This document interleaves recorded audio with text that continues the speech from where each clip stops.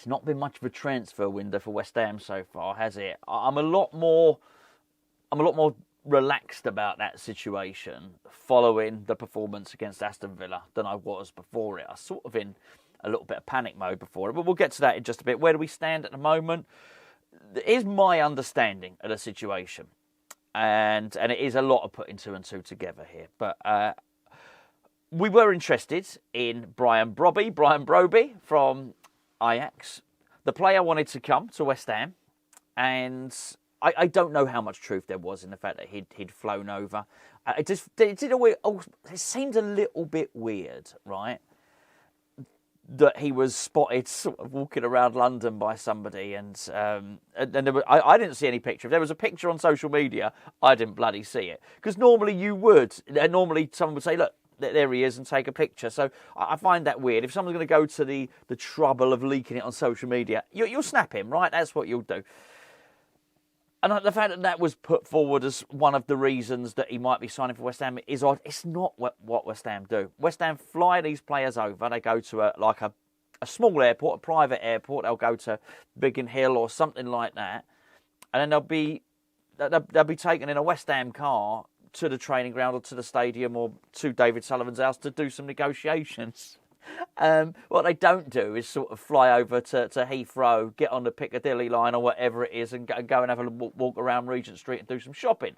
Unless you're Florian Raduchoyo, of course, that's something for the older fans there. So I was never too sure about that. West Ham did make an offer for him. West Ham were definitely interested in him, and we were negotiating quite hard for him for about 48 hours. That sort of dissipated a little bit. And again, this is where the two and two together comes in. We would have wanted him, we would have taken him on loan, we would have taken him on loan with an option to buy.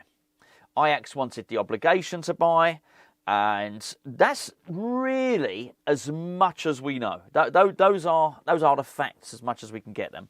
Whether it was 30 million euros, 35 million euros, that bit we're not certain of. But something made us put the brakes on this transfer, which looked like it was really, really close to going through. Now, it could be the money. I suspect it is. There's talk about him not having the best injury record. Well, that doesn't really align really well with the fact that we may well now be going with Evan Ferguson, which we'll talk about Evan Ferguson, and the majority of this video is actually about that. But I think it's important that we look at this.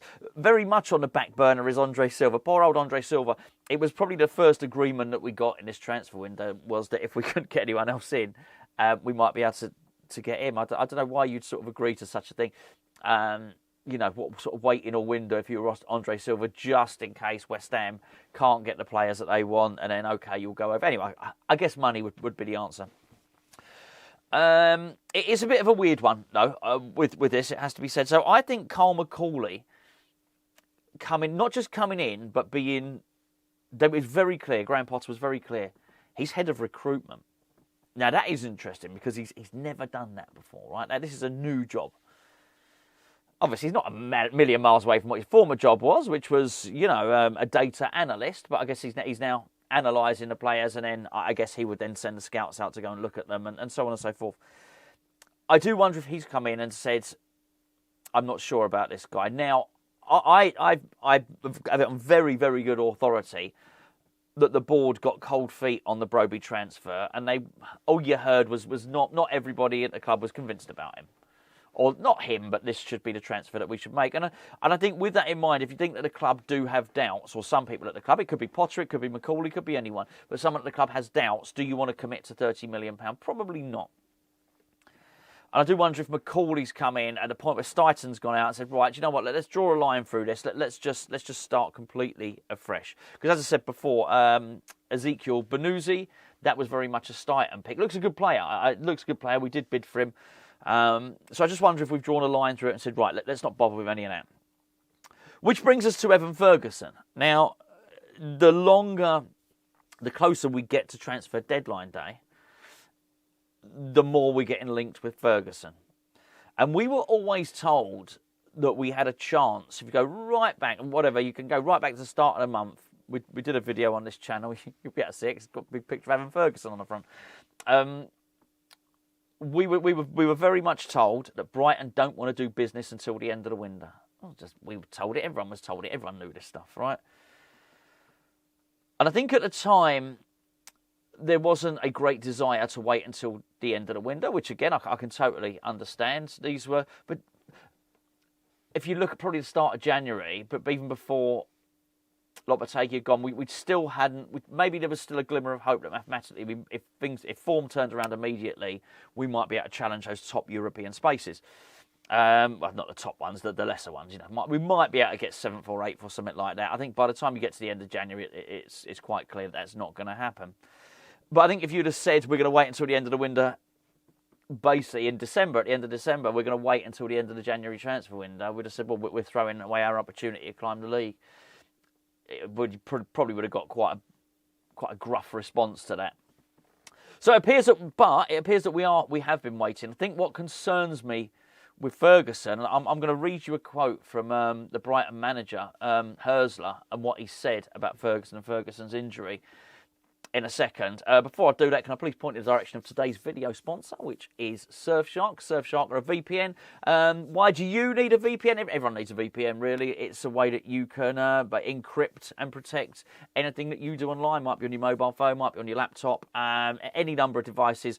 You get one plan and it covers all your devices. Very, very easy to install. And there's numerous ways that you can use it, numerous reasons that you would use it. Some people would like it because it changes their geolocation. They can go different. They can make it seem like they're in different parts of the world, so they can access different content.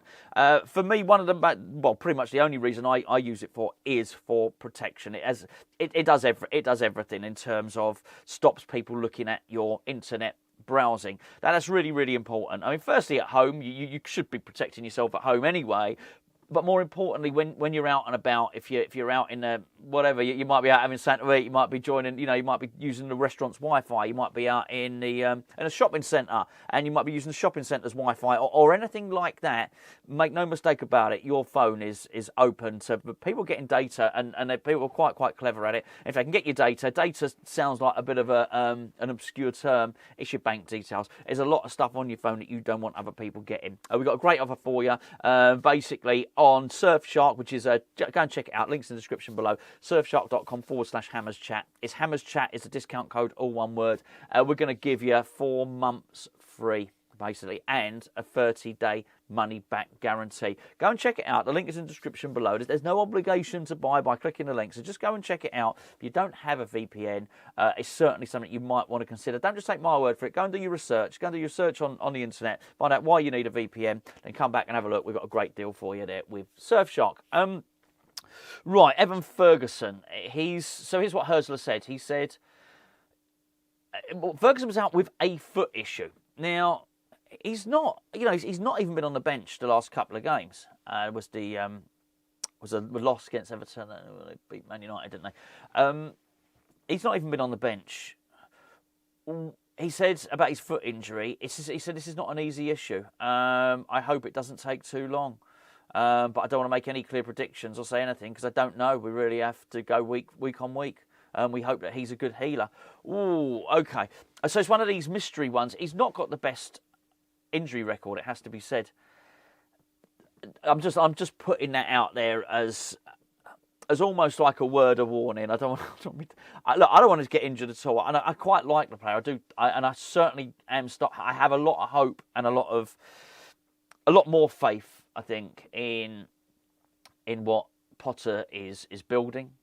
As I mentioned, right from the outset from it, even though we did well, we went out against Villa, ironically, in the Cup. I wasn't jumping straight on it and saying, in Graham Potter I trust. No. I wanted to find out more about him. I wanted to learn more about him. I was really pleased with what I saw. As you would know if you watched yesterday's video, really pleased with what I saw against Aston Villa in the league game.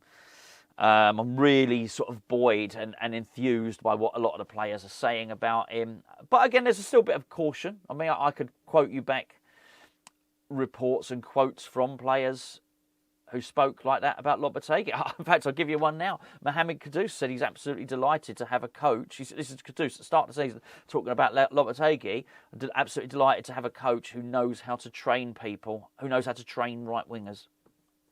So let's just. I'm just being cautious. That's all I'm being. But I am really happy to go with Potter's judgment on this. And I have said that I think what was going on behind the scenes at West Ham has not been good. And I think what happened with Tim Steidten was not good. I don't think he's all to blame. But I don't think he's blameless either. I think there's a bit of both going on there. But if West Ham are going to have this sort of new model, this more sort of cerebral way of recruitment, then I said if it's going to happen, it will probably have to be the leadership of Graham Potter that grabs this club kicking and screaming and takes responsibility himself, then delegates it to other people. I think that's West Ham's best hope at the moment, because he's clearly a deep thinker. He's clearly got a really good, clear vision for West Ham. And I'm looking forward to seeing more of it, really. So if he's going to take charge, which he has, basically Graham Potter has decided who the head of recruitment is going to be. And I guess that's no bad thing. But if he's now decided he doesn't want to go with Broby, I'm not going to push against it. I just hope they're going to do their due diligence with Evan Ferguson. And I just hope they apply the same rules to Ferguson that they were going to apply to Broby, which is let's not commit ourselves to an obligation to buy, particularly if he's injury prone. Let's take the loan and maybe see what happens there and reassess in the summer. I think this is probably the wise choice. Because like anyone else, I worry that he'd come in and I worry that he would get injured, and just worry we'd have a similar situation. I mean, that would be bad for West Ham. If Ferguson came in and he couldn't play, and we had both Ferguson and Fulkrug, well, not both Ferguson, Fulkrug and Antonio all injured, with all of that talent there, I don't think it would be too clever. So I think the fact that he is not playing now and seemingly not fit to play now is a concern for me. The player himself, I think he's really good. I think he's really, really good. And I guess I could have looked back and checked, but there'll be on this channel there'll be a post-match report after a game. I think it was actually, do you know what it is? I think it might have been that first season that they brought in VAR, quite possibly. I might have that wrong. But I used to go to a lot of those Brighton away games, and I'd done a video afterwards. But I remember Ferguson coming on as a substitute. I remember looking at him thinking, man, he was like 17 or 18, something like that. He was big. He was a big imposing player, and I was down there like first or second row down at the Amex Stadium, great stadium by the way, and he looked to have a good touch. He was assured, looked to be a really, really good player. Talent wise, I think this guy is good. I really do. The rumour is that he wants to come and play for Graham Potter again. And so we're being told that Potter, I say we're being told, these are literally newspaper reports, I've not been told anything of the sort, that Potter wants him, and that Evan Ferguson wants to go and play for Potter. I don't know that. The most recent news I had about Evan Ferguson was sort of end of September, which is, we're interested in getting him. But that was before Potter was coming in. We're interested in getting him. Brighton won't do business until the end of the window. Rightly so. I mean, he hasn't been fit. Would he have even passed a medical any time earlier in January? I don't know. But anyway, I mean, this is really interesting. This is going to run and run. I'm just, I will be back with a video later on, because I want to have a little chat about Wan-Bissaka. So I'm going to pop this up now. Hopefully something changes during the day, and maybe we initiate talks with somebody, or something else happens. Brian Broby is apparently back in Holland training with Ajax. Funny enough, we're back in Holland training with West Ham. But I don't know. Honestly, there's things like Broby's back in Holland. I don't know. I don't even know if he even left.